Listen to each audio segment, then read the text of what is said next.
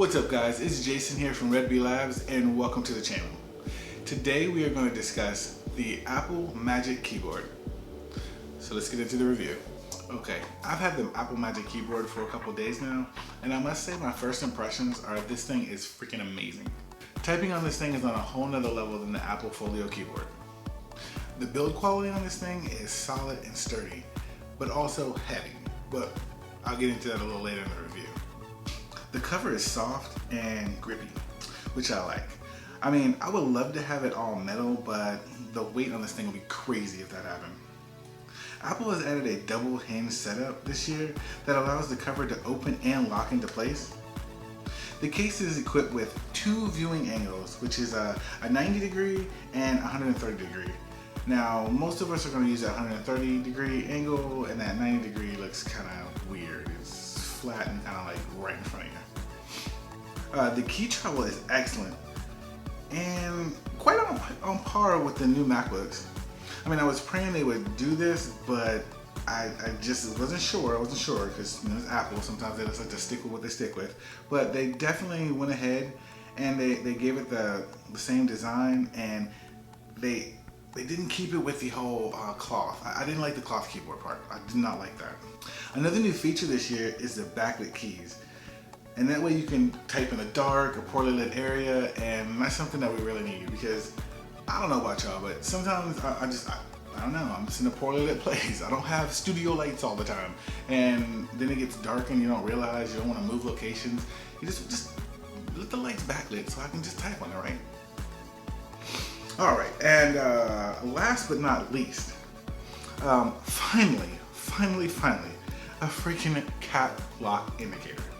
I mean, I've had a few laptops with external keyboards that did not have this feature, and man, it was worse than typing on the pad. It was worse than, I mean, you gotta go in and you gotta type your password in, but it keeps failing. You know you're putting the right one in, but then you look over and you're like, oh, damn. The caps lock must be on, and you gotta check that. But at least with the indicator, I would have known from jump that I had to turn that off or maybe troubleshoot what was going on. And for that cap lock indicator, I would just like to say, thank you, Apple. Thank you. Now on to the trackpad. The trackpad is compact. For me, it's a little small, but I can live with it. And what I love is it's really clicky. Like you can just hear the click, click, click, click. I love it. I love it. I love it. The trackpad comes with a bunch of multi-touch gestures.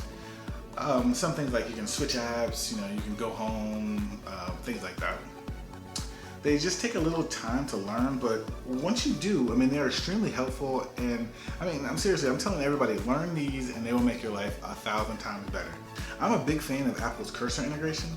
I think it is well implemented, and Apple gets some kudos for the animation interactions.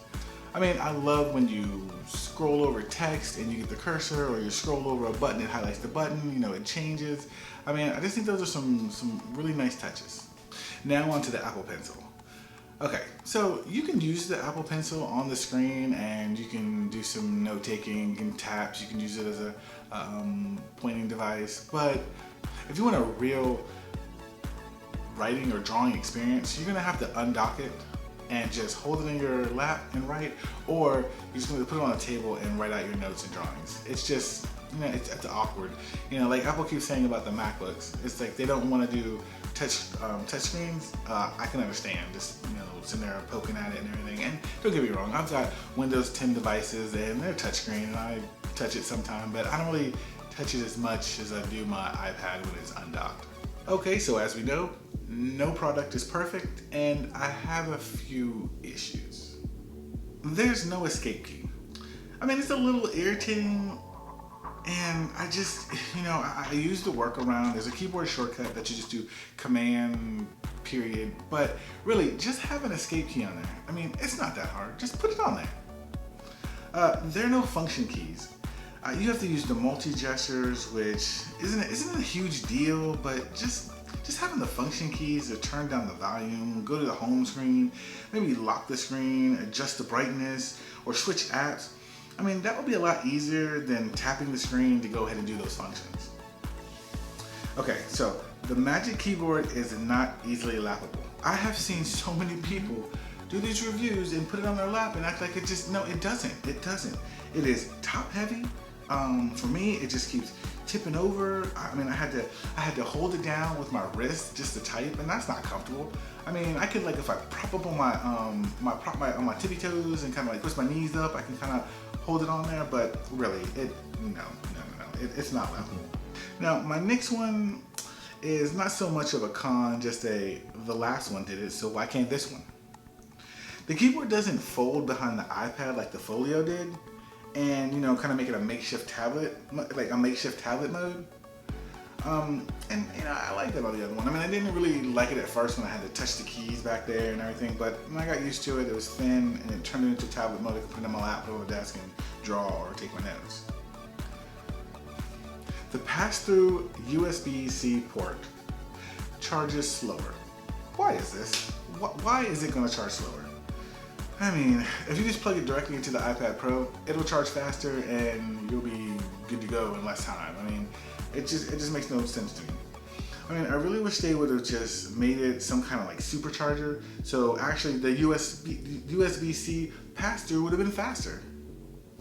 Also, I wish you could plug other devices into the USB-C port, like a thumb drive, external hard drive, but I guess, I don't know. I don't know what the decision-making process was on that, but it was made and we have to live with it now. Okay, now the weight on this keyboard is very noticeable.